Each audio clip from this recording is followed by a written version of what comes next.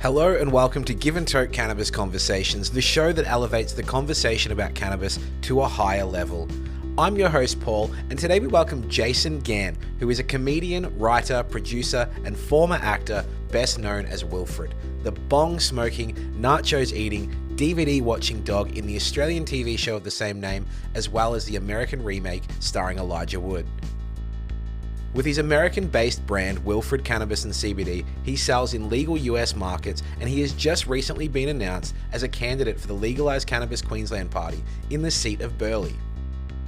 Gann has been a hilarious fixture of cannabis culture for 2 decades and is now hoping to turn his personal experience with an understanding of the benefits of cannabis into an influential parliamentary position advocating for changes to outdated drug laws. Now, if you enjoy this episode of the show, please make sure that you follow, subscribe, like, and do all those things. Perhaps you might consider leaving a review on Apple or Spotify, because those things really help the show reach a broader audience and climb up the charts. Now, for this episode, we did experience some technical difficulties, which stopped us from recording the episode the way we usually would. So please bear with the different sound quality, knowing that good content always beats bad audio. But for now, sit back and relax and enjoy my conversation with Jason Gann, aka Wilfred.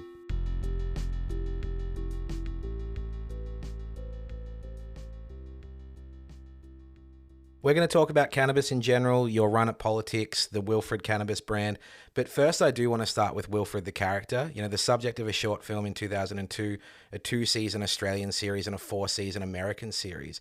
This has been a 22-year journey with a character you've described as Hamlet in a dog suit. How did Wilfred come to be, and how did we get to the present day?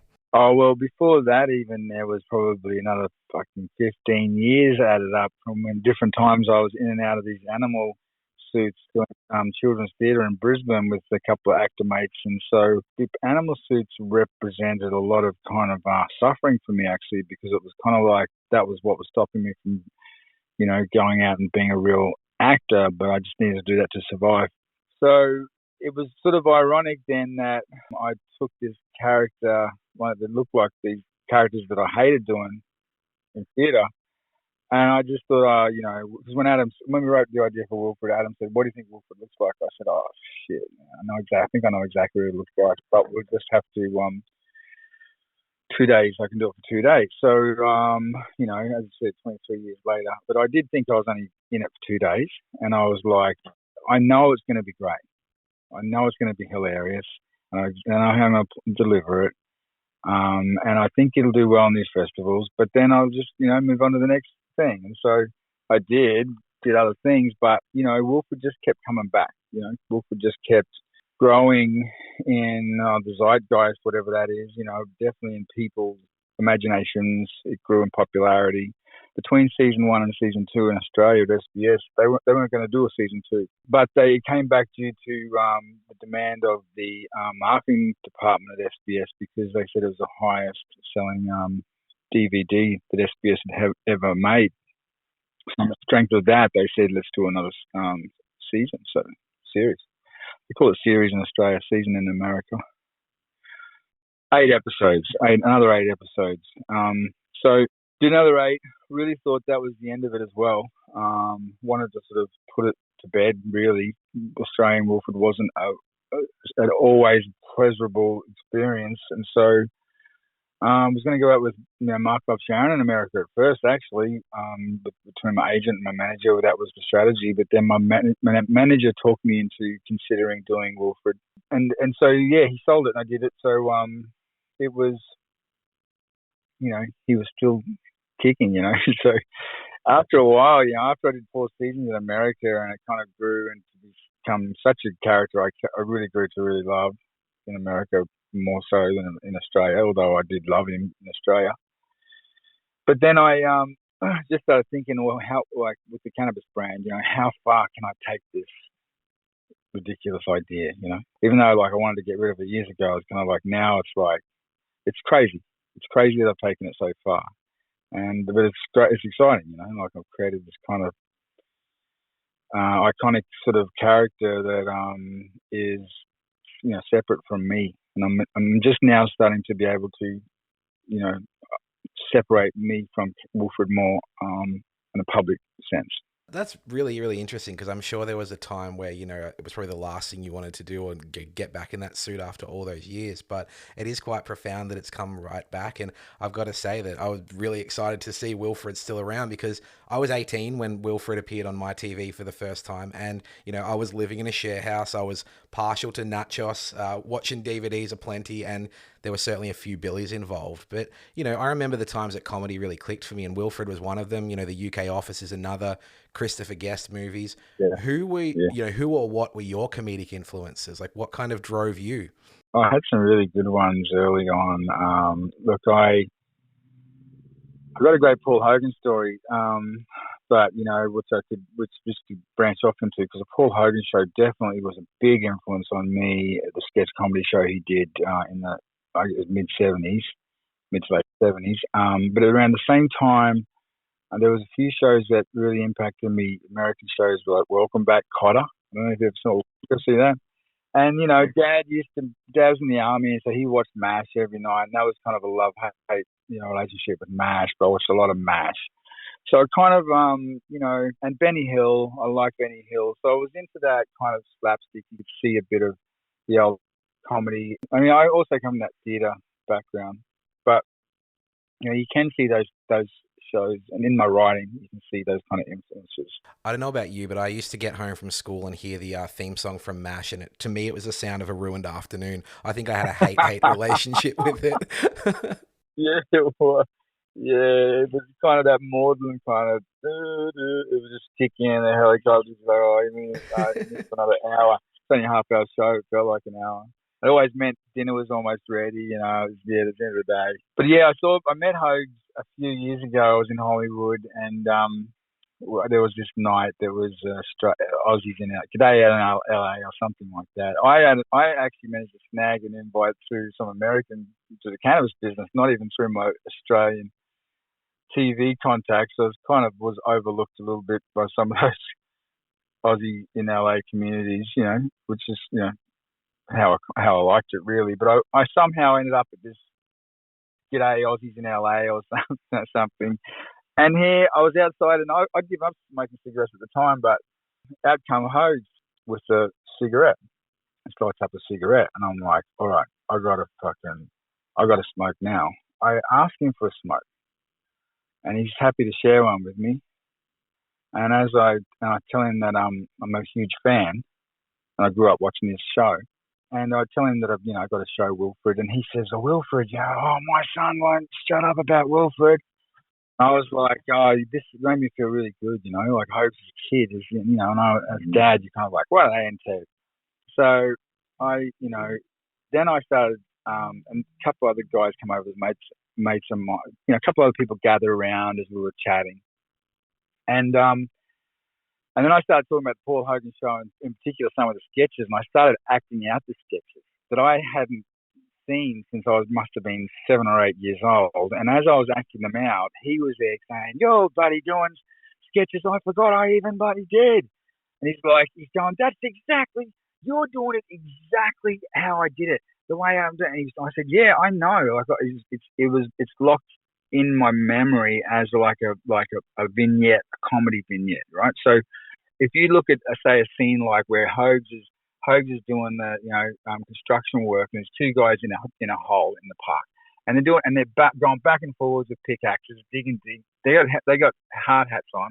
Then this hot chick goes by on a bike, and one stops to watch her, and the other guy stays down there, and then he gets a pickaxe in the head off screen, and then the pickaxe comes up, and there's a hard hat stuck on it, like he's pierced his head, and he just grabs the shovel and starts burying him, right? And so this was, if you were to compare that sketch to, that bit to, say, in America where Wilfred's chasing the red, infrared dot, Ethan, whatever his name is from, American X, Ethan Suplee, Ethan Suplee was a bad guy, and he was had that infrared, Yeah, the laser pointer, yeah. Shit. So I did some physical comedy in that was pretty like that, and probably the stripper pole I did in America. That was probably some of my better, physical comedy, but you can see that from those early Paul Hogan sketches.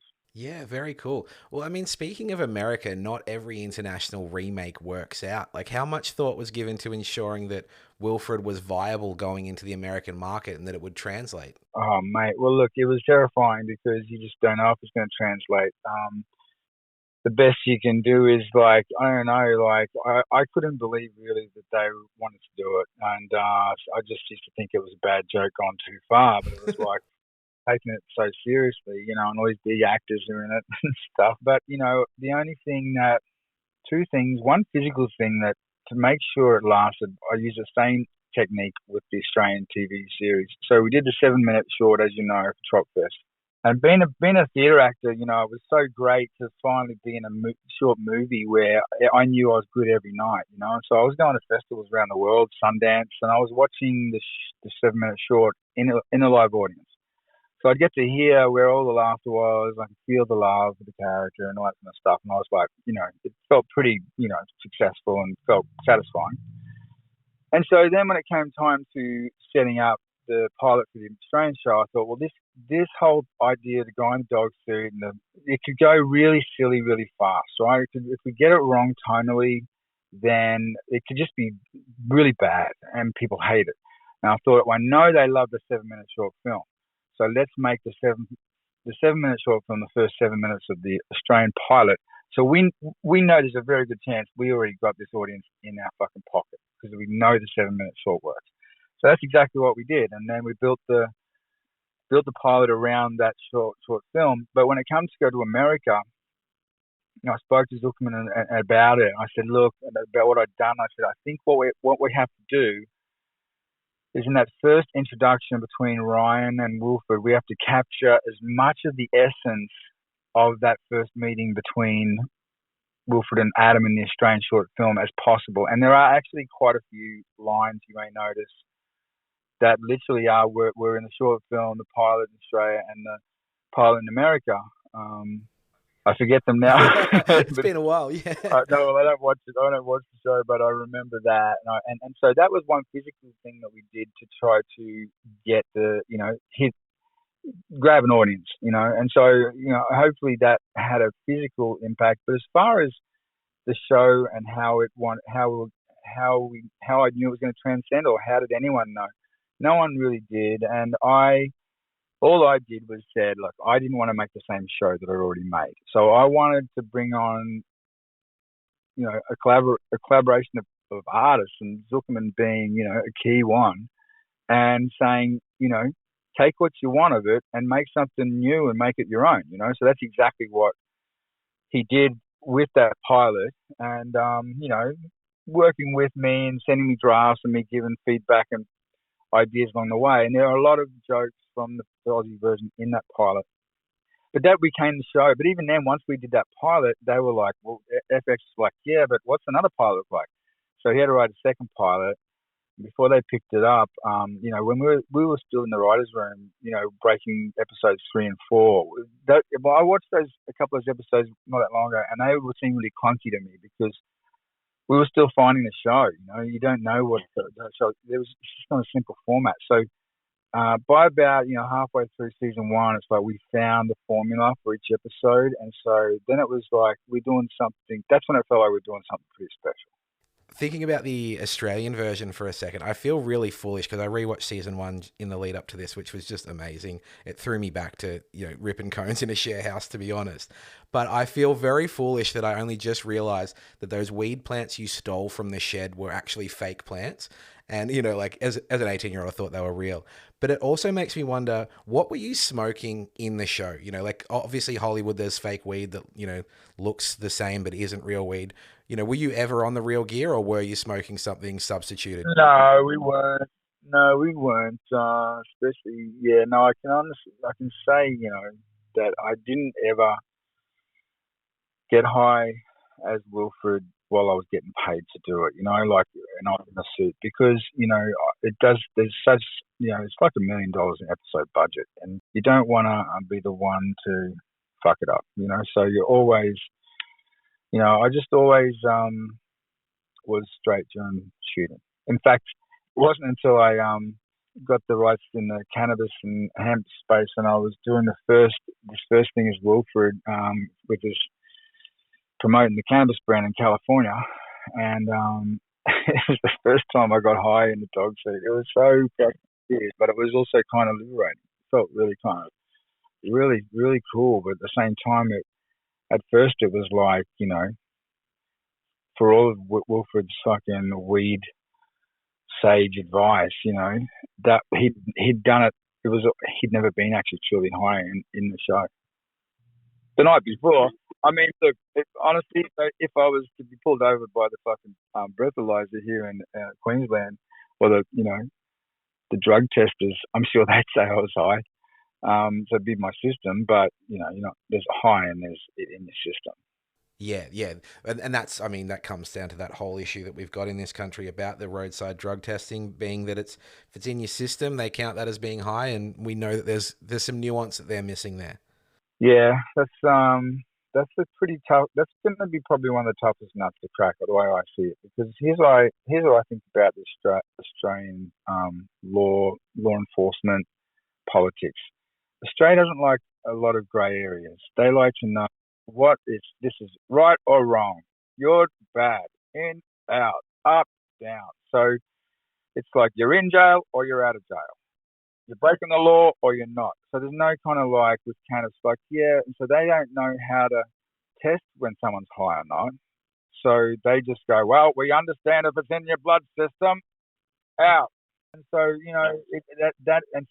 where there's that kind of nuance, they're not good with nuance. No, I definitely agree. And I've noticed that a lot of the conservatives who, maybe 10 years ago were anti-cannabis have now shifted to this rhetoric of like, oh, no, we're not anti-cannabis. We just need a test. We just need a test like we have a breathalyzer. And, sensible people know that that's very likely not going to exist. So we need to kind of get on with it. No, that's right. We're not going to. And look, I think that there are...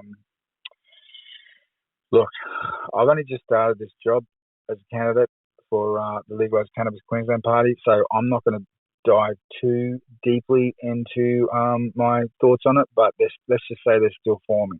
We'll dig into that a little bit more soon because I have a little bit more fanboying about Wilfred before we move on. I'm hoping this might be my final Wilfred fanboy moment, but before we talk politics, I want to finish this section with a little segment called How to Make Nachos.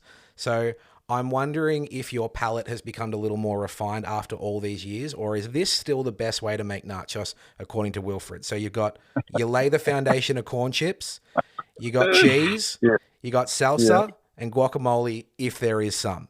So that's a pretty standard. That's the way I was making nachos once upon a time. Have you upgraded these days? Are there some jalapenos on there or anything? Yeah, I did. I got into the sort of the Mexican nachos over, and I call it nachos now, but I went to America and, in LA, there's a big Mexican food, culture. And so just sort of the nachos, if I was to make them at home, they are still very much like, I came back recently with family and we went to a Mexican place around the corner. It was out they come. It was the exact same tacos as old El Paso down at Woods. They even had the flat thing. We're like, what the fuck?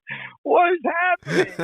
We're used to Mexican restaurants, and it's like, this is old El Paso. They just got these shells from Woolworths today. Nasty. So it was exactly, but they did the Wilfred School of Nachos. Like, there's the foundation. So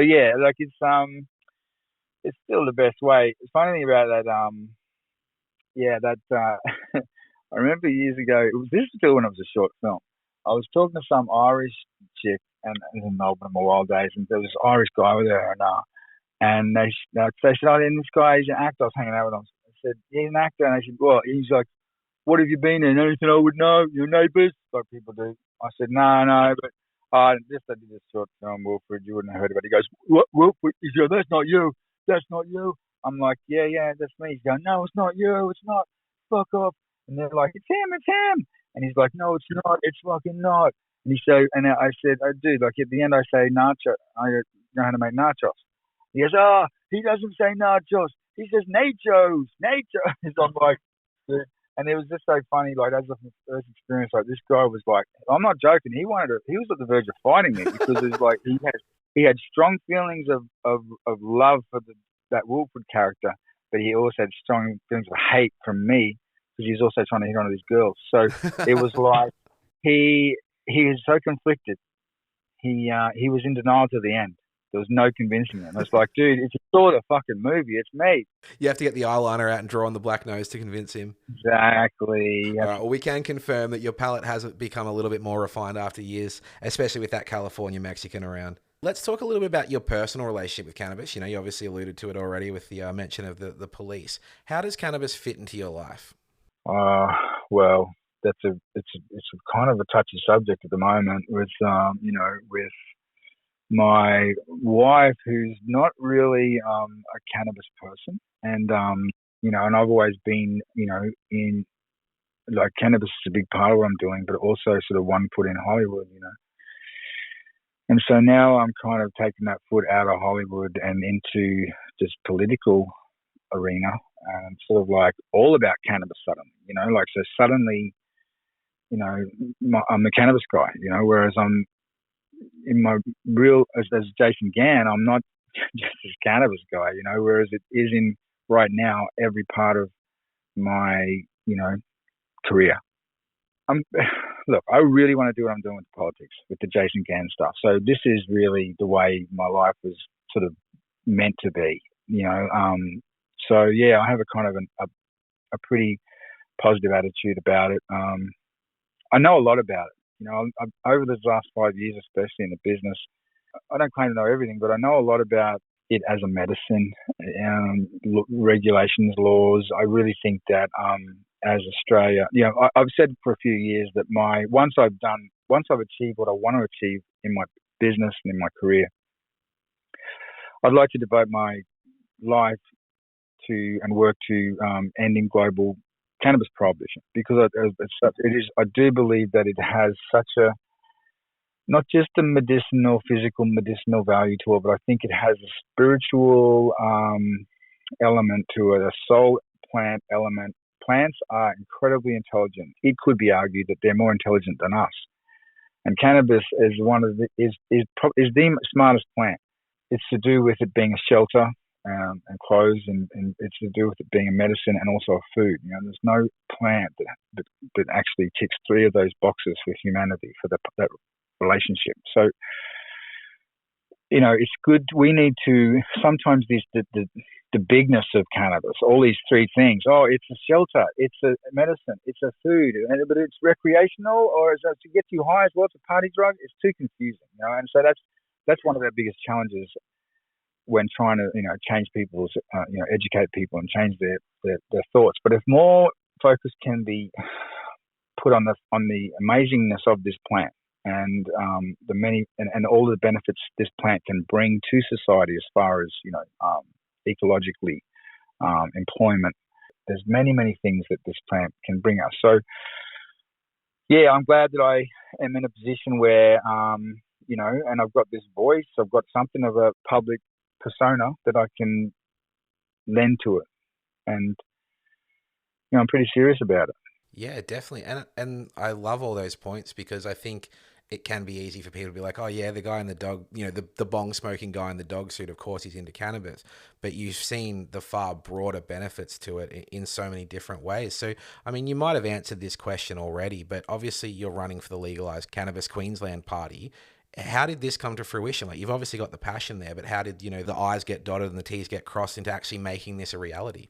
Well, I came back to Nimbin. I happened to be in Australia a year ago from the Mardi Gras, and to investigate, start the beginnings of looking at putting some Wilfred cannabis products in the medicinal market here. So I wanted to be involved. It looked like the laws are changing and that there was a way to enter that market. So I, as an entrepreneur, I wanted, I was feeling like it was time to bring it home if I could, and so I'll be involved in that market here.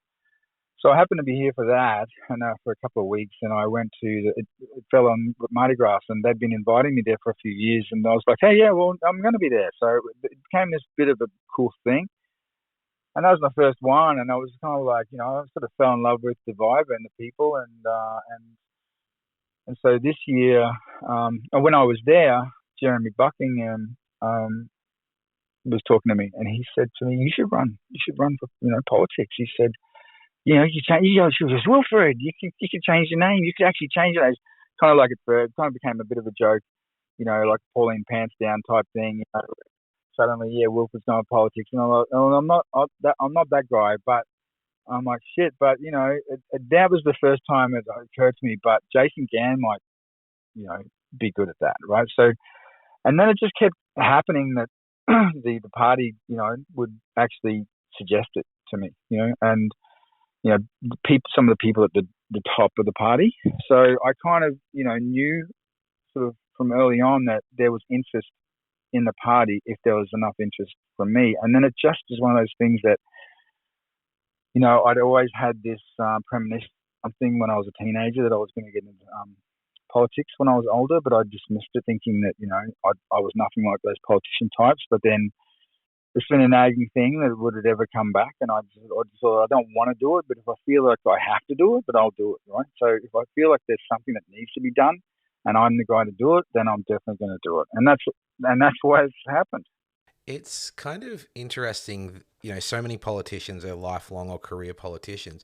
It does seem to me that people involved with Legalise Cannabis basically, long term don't want the party to exist and don't want to need to have to campaign for this. Like, it's kind of, we want to fight for this cause and then we'll go on our merry way. We're not going to get addicted to this power. So, is that kind of a similar thing for you where it's like, I want to come in and do some work, legalize it, and then move on?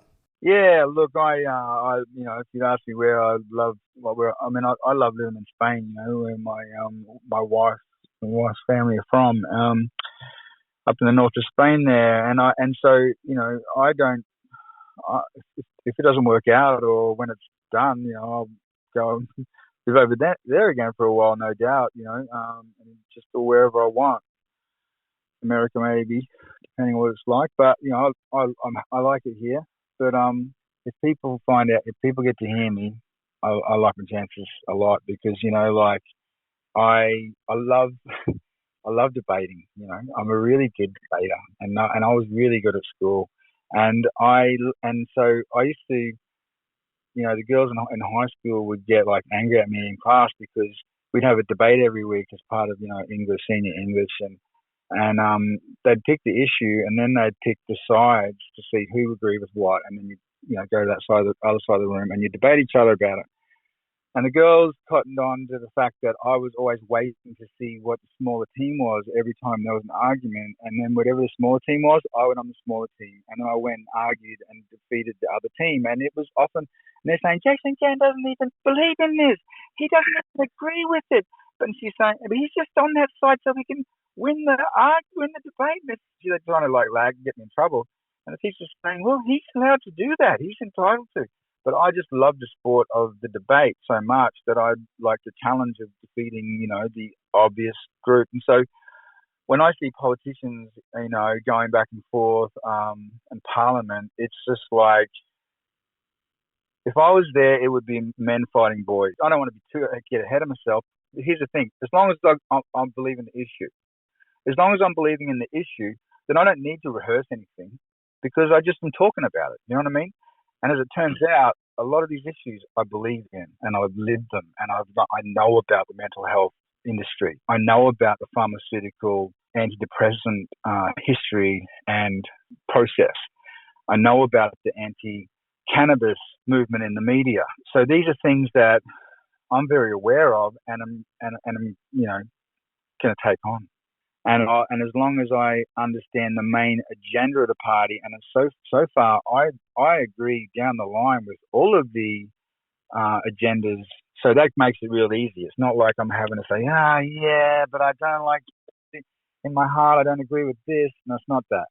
So but the thing is also within the way I see it, within the conflict, within those issues that they have, to their policies, attempted policy changes. There's many smaller issues within issues. They're often very multi-layered.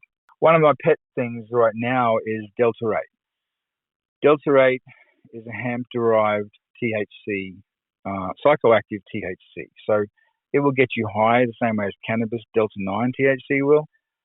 and it's extracted from hemp, which traditionally doesn't get you high. But the way it's extracted now, you can get. It's called Delta 8 THC, and it's scientifically, tested and concluded it was 3/4 as strong as cannabis THC. But unlike CBD, it doesn't get you high. You just feel the medicinal effects of cannabis.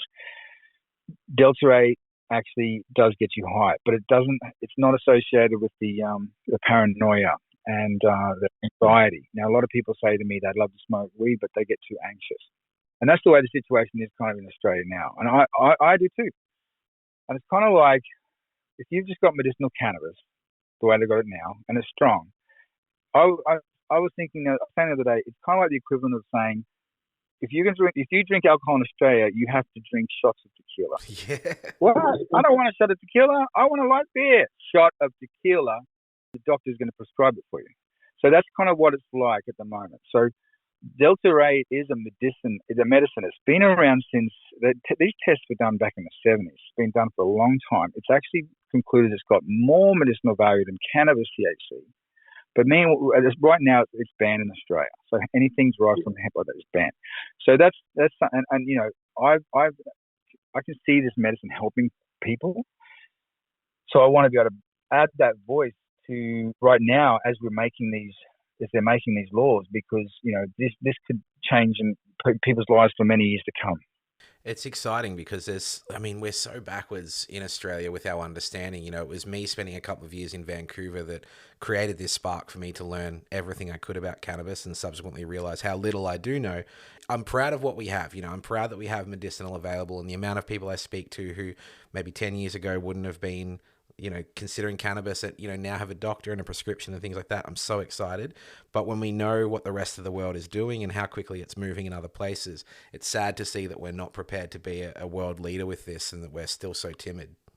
Well, the cannabis community is its own worst enemy in a way, because in some places where people work so hard to have cannabis recognized as a medicine, the way they're working in Australia now, and they do it all, and then as soon as it goes recreational, it's almost like the whole industry, the whole industry says, fuck you, it was never a medicine, it was party all the time, motherfucker. Yeah. Woo! That was Canada. So it's kind of like, I think that the key is to, but at the same time, it's hard because it is a recreational, plant as well. What I saw though, I think a big part of is being able to educate and separate cannabis from other drugs that are, corroding society. I saw a mate of mine that was up at Nimbin, and he did a post. It was a really cool post, and it was like he had a great time. And he said didn't do any drugs, and then he's like smoked a lot of weed. And so a lot of people would be like, well, wait a minute, you said you didn't do any drugs. But, when you really know the drug world, cannabis is not a real drug, even in the drug world. You know what I mean? It's almost like a tobacco. It's like an ancillary product. But it's not. It's when you look at, some heavy drugs that are, as I say, corroding society. I sound like a politician already, right? I'm all for it. It's certain drugs corroding society in certain cross-sections of our communities. And this is what we're all just setting out to try to adjust, just so our expectations are met with. If I ever get that voice, I want you to play me this old interview. I'll let you know, man. I'll keep tabs on that. Say, what's this? It's an old interview. I want to hear this again. Oh, get out of here. Just please, Mr. Gann, you promised me that I'd play it. And then you just play it. I'm like, I hear my old voice. I'm like, that I did once talk like that. I'll bring a boombox, man. I'll pull a full. What's that movie? God, the John Cusack holding the boombox above my head, and I'll play this interview back to you. Well, if you would Google buddy Wilfred gifts, you'll see that, because Wilfred did that in the American show. They reshot that with Wilfred holding the boombox, but he had dogs howling in it. It's 20. That is classic. It's a pretty cool moment. Well, I guess party affiliations and party policies aside, what would be your vision for legalization in Australia if there was a magic wand? Magic wand, it would be medicinal, but it would be the mum and pop, the mum and dad shops, the smaller, like. So right now, actually, I see some vision happening in just down in Nimbin. Actually, in that there's a bunch of legacy growers that are transferring over from being black market into legal growers, and those are the people that need to be running the business, running the industry, not these big companies. And also right now, there's a lot of foreign cannabis being imported in here from Canada, Portugal, and even though it's supposed to be really good, it's not. I've heard of some that's not that good. It's the shit they want to get rid of because they got too much supply, right? So we really think that the best growers are in Australia and have been for years, and it's probably a better place for growing than even California. So firstly, I'd like to see legacy growers be able to make livings out of it the same, that they're entitled to. And also, but I think the medicinal model is kind of okay, but I think that people need to be able to have personal use. People need to be able to have 2 plants in their home, and I think that's I think that's fine. That's what it is in Spain. I've just lived in Spain, for 4 years, on and off, with a couple of trips and times in the States. But everyone's allowed to have 2 plants, and you never see anyone with plants. Not, in fact, weed is not a big thing in Spain, but well, actually, it kind of is. But at the same time, Spain's different to Australia, though, in some other senses. Like when I said before about Australia's very cut and dry, one way or the other, whereas Spain's a bit more like, hey, we know we're looking this way, and we know that's going on, but we're looking this way, right? So Australia won't do that. But yeah, I think 2 plants per person, and give people the opportunity to, and the party's pushing for some social clubs. I'm not there. That's going to take some fine tuning because I think that testing needs to be something that people can access. I mean, if ever you're selling any weed, you need to be able to test it. And so that's my wife's from Spain, but she would never buy weed from Spain. She would never smoke weed from Spain, so she'd never buy weed. But if we're in California and I had a joint, she'd say, yeah, I'll have a bit of that. It's gone through very stringent regulations for pesticides and heavy metals. So when we're in Spain though, I mean, I'll smoke anything, but it'll come from a social club. And we don't know, there's no tests, there's no results, nothing like that. So you don't know what it is. And for someone who's very conscious of what's going into her body, she's just like, no thanks, I'm not going to have that. So that's something that we've got to make sure that, I think that if people can grow their own, I think it'll just be kind of like, how, I don't know if you remember, but they probably still do it. But back when I was a kid, you go to Woolies and there'd be a section where you could make your own beer. People have made their own beer at home. So you just go, oh yeah, I get this big plastic lid full of this liquid, and I put this in there, and I've got to make my own beer. And so I was like, a lot of dads are doing it. Well, cannabis would eventually be like that. If you love it and you want to grow it. And while you're at it, you're probably growing a bloody beautiful tomato veggie patch outside. The world could do with more, green thumbs. So the people should be able to do it, but people also should maybe be able to access those kind of testing equipment. So you don't want so if you do want to sell your own thing or just give it away, then you also it's gone through some test results that you yourself maybe even applied. That's a great vision, because I think we can be really proud of our testing standards in our medical market and know that that's something that we hold dearly in Australia. But there's many avenues where we need to support the smaller grower so that they can have a kind of level playing field with those big dogs who pay thousands of dollars for tests. So I actually haven't heard the testing part as a vision of legalization before, but I think that's a really, really important factor. Honestly, that's the first time I've even thought of it and said anything. So you can put it down to, that's where I come up. That's when the idea started. But it just is just one of those things where I was seeing it as a point of, when it comes to social clubs, if you've got a social club situation, that there needs to be something that whoever owns that club has some sort of license, and that any cannabis that is smoked at the club also needs to go through some kind of testing process. Just for the basics, like heavy metals and, pesticides and things like that, so people know exactly what it is that they're smoking. Then that's fair. Same with food and everything. So if you're going to do it in a social club environment, people may want to access that, even just for their own peace of mind. Yeah, no, I love that. And I think that kind of it leads me to wonder, you mentioned Spain and the social clubs, you mentioned the time in California, obviously what you've seen medicinally here. We know that Thailand kind of did this weird recreational legalization that they might pull back. What have you seen around the world that kind of works really well? Is there anywhere doing it the best or anywhere not doing it well at all?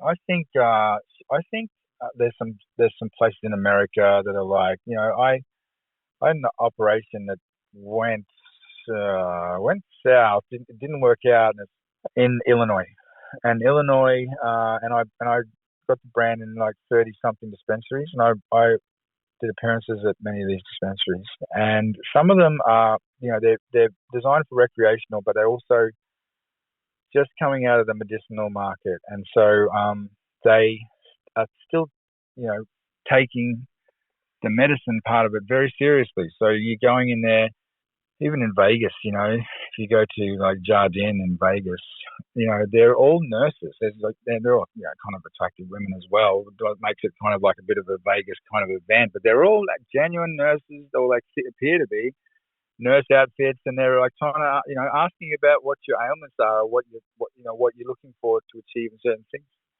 So I think that works really well. And, I just don't think that you could say that the party life at Vegas life is more dangerous in Vegas because weed is legal there. It isn't at all. It's exactly the same. But it isn't, it's just one of those things that people will fly in for the weekend from all around America or wherever, and they'll, have a shower, grab a drink, go to a dispensary, buy a couple of big, shiny, expensive blunts, joints, and then go out into the night. You know what I mean? And then at the end of the day, they're not dying or causing a lot of trouble generally. In fact, if anything, the cannabis is probably keeping them out of trouble. Yeah, right on. It is. I mean, we haven't even talked about that, and that's not something that talk much about. But up at Nimbin, I didn't see any fights. You know what I mean? I remember I really saw it back in the 90s. I was in the band scene before the Big Day Out was actually named the Big Day Out. They had Living Festival. There was a few big, international band festivals, like alternative bands. But also when Big Day Out was just starting out, it was about the fourth year of Big Day Out. It was like the common stock of Australia found out about it. It's like, Big Day Out, well, it's me. And so they'd get pissed, and then they started to do a lot more violence and shit, right? And it did get sort of rough sometimes there. But in those early days of those music festivals, you never see any fights. You'd just be like, actually, honestly, just like hooking up with like girls and kissing girls in the condo, in front of a band. Like these things will just happen. And it was just like this energy was just so positive, and everyone was just, there was just not even a violent thought or any jealous thought or any of that kind of shit. And yet there was alcohol being served. Some people going, oh yeah, I'll have a beer as well, but you can smell weed kind of all over the place.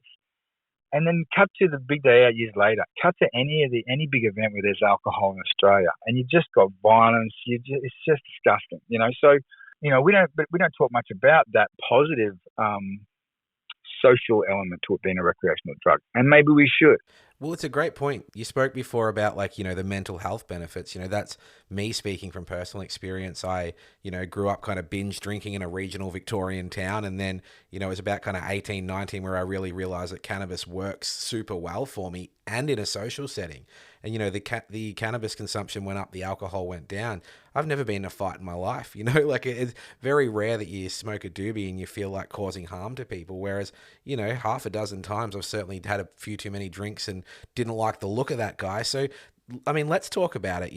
Do you have personal experience with that, shifting from alcohol to cannabis, or have you observed that with friends? Like, let's talk about the mental health benefits of consuming cannabis over alcohol. Look, honestly, mate, that's probably better coming from a doctor at this point in my life, because my it changes all the time, and what I don't want to do is kind of try and speak from a level of authority from experience. My experience, with alcohol and cannabis is, they're both different relationships with each other, and I don't want to speak like I know have all the answers. I'm not someone who's going to say that believes or is trying to push that cannabis is a miracle drug, although it is in many ways a miracle drug, but that it's a miracle drug with no negative side effects. There can be negative side effects. You've got a 19-year-old kid doing dabs from, sunrise to sunset. That's not a medicine. That's drug abuse, right? And, I've seen that side of it. And as far as, all this heavy, dabs, and it's really kind of a heavy side to the industry, and it's kind of a dark side that I've seen over in America. But then there's also that in every prescription drug, sleeping pills, amphetamines, there's always going to be an element of society that will abuse drugs, will not follow the instructions with it. But that element of society will exist whether they're having cannabis or something else. It's not, they're not going to become suddenly, people who are functioning in society like the majority and who aren't abusing drugs. So there is enough benefits towards cannabis to say, well, it is worth that, taking the risk of saying that cannabis is not without some risk of drug abuse. But so as a result, I do believe that the good outweighs the bad by a lot. And so I'd say that would be my answer for being what my personal relationship is with it as well, is that the good outweighs the bad. But I do also think that you can smoke too much weed. And sometimes I do, that's one of those reasons I think is because of the laws here, the hemp laws, the CBD laws. People should be able to smoke hemp-derived CBD smokes, but will stop people smoking cigarettes. Get some breaks tobacco. There's science. These Wilfred CBD smokes I sell in America, they're a miracle for a lot of people. They've stopped people smoking tobacco. They stopped me smoking tobacco, and they should be available. But there's nothing. You can't get them at this point. But Dr. Tay is, John Tay. He's looking at sort of more of like having like a mix between THC and CBD to try and bring people so people aren't getting high all the time. I want to be high all the time, but I smoke. I like, right? So I'm a smoker, but I don't want to smoke cigarettes. So if we're able to smoke some milder hemp product that wasn't getting us high, it would actually stop people smoking tobacco, and it would also decrease their cannabis use and decrease the amount of times that they are in a psychoactive, altering state. It's a really good segue to talk about Wilfred Cannabis and CBD, because I literally had a friend message me the other day when I sent him your product range in the US, and he said, God, I wish I could get those and I could smoke less ciggies. So, I mean, proof in the pudding, you mentioned that.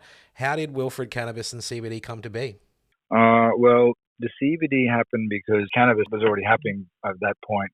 The partners we'd had weren't paying us, and there was the pandemic was kicking in, and I was stuck in Spain. And it was a pivot, it was just a way to keep the company going, because you can buy them, in large amounts, and they make them like a carton of cigarettes. Like there's 20 in a pack, and they go in and they come out as a carton. And then was just saying, sold them, I looked for the best ones I could find. We really looked around America for the very best we could find, and was really, really pleased with, what we got, and people were as well. And so I launched them, and for the first time after, a year or more of people being able to see the cannabis brand online advertised and, been talking about it on social media, but not getting to California. And even in California, it's in, sort of limited places. But, for the first time in America anyway, my supporters were able to go online, order something and have it delivered to their door. And that was really exciting to just see when, I do a post or something on social media and my fans would have that instant engagement where you say, oh shit, I just sold 4 cartons of the smokes right now. So that was cool. That was a very rewarding time for me. Like when I see the product selling, when I see it on shelves and I see people buying it and I see people really liking it, it's kind of like, wow, just that children's suit animal that I did as a short film, and now it's a real product that people are benefiting from, and really enjoying. And so it's been a very tough road, but it is very rewarding to see that there. I hope that it's not a huge money turner still for me. Yeah, it's one step forward, a couple of steps back here and there, but I just do what I do to keep the company going, because I do believe in it, that it's going to eventually, like, the hooks are just going to set in. The next slogan's got to be, it better be Wilfred. I love those old Winfield, those. Yeah, classic. So better be Wilfred. Well, Jason, as we get to the tail end of the show, I want to finish with a bit of fun. I have a short multiple choice quiz for you, and this game is called Mattstermind, owing to Wilfred's love for Matt Damon. So this is a general knowledge quiz on the man himself. There are 5 multiple choice questions, and I'll give you 3 options for each. If you're unsure, you can pass. How does that sound? All right, you're probably going to be disappointed, but all right, let's go. All right. Which American Ivy League college did Matt Damon drop out of to pursue his dream of acting? Was it Yale, Harvard, or Cornell? Cornell? Denied. Unfortunately not. It was Harvard. He's a Boston boy. Next question. Matt won an Academy Award for Good Will Hunting. What was it for? Best Actor, Best Original Screenplay, or Best Supporting Actor? I know it's a screenplay. That is correct. Correct indeed. All right. In Ocean's 11, Matt Damon's character has what criminal skill that the gang needs? Was he a pickpocket, a safecracker, or an explosives expert? Mate, I've never seen it. So I've never seen it, so I'll just say safecracker. Denied. Unfortunately not. He was a pickpocket. I honestly, when I was doing my research, I thought he was a safecracker as well, so we can pay that one. We have 2 more to go. The famous Mini Cooper car chase in The Bourne Identity takes place in what European city? Madrid, Berlin, or Paris? Oh, I don't think it's Madrid. Look, mate, I've never seen that either. So I'm going to say the whole Matt Damon thing was Zuckerman's obsession. So I told you, disappointed. Look, I'll say Germany, Berlin. Denied. It was in Paris. We are suffering in this one, but this is your lucky last. How many Jason Bourne movies does Matt Damon appear in? Is it 2, 3, or 4? It's got to be 4, right? That is correct. We've got Bourne Identity, Bourne Supremacy, Bourne Ultimatum, and then Jason Bourne. So 4 movies. I think you got 2 out of 5 there. Not too shabby.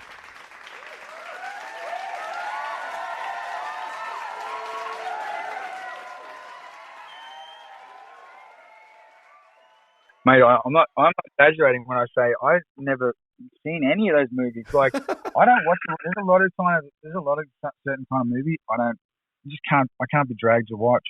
And the thing is with the Matt Damon obsession, I mean, that was Zuckerman's kind of, one of his affectations he had of the show. And to be honest, I didn't hate it, but I don't think I wrote one Matt Damon joke in the whole thing. So. Like, I personally am not, but it's still part of Matt. It's still part of Wilfred, but it's just not a part that I know anything about. But so yeah, but having said that, I think Matt Damon's fine. If I met him, I'd enjoy having a beer with him. Hell yeah. Hopefully a joint, maybe. Yes, yeah. All right. So again, as we are towards the end of the show, the final segment is called Pauls of Wisdom. And though we value the long-form conversation, we try to leave the listener with one key takeaway, dinner party fact, or even a call to action. So Jason, what is your Paul of Wisdom? Well, look, mate, I would just say this. If we're looking at the sun and the moon at the same time, what are the people on the other side of the planet looking at? Well, I think that's a pretty excellent Wilfred Stoner thought to leave us with. You said dinner party. Yeah, I'd like to leave any dinner party with that. All right, mate. It's been a great conversation. It's been a real pleasure. 18-year-old me would have been incredibly excited to know that 35-year-old me got to do this. So, Jason, thank you so much for your time. Best of luck with the campaign. Cheers, mate.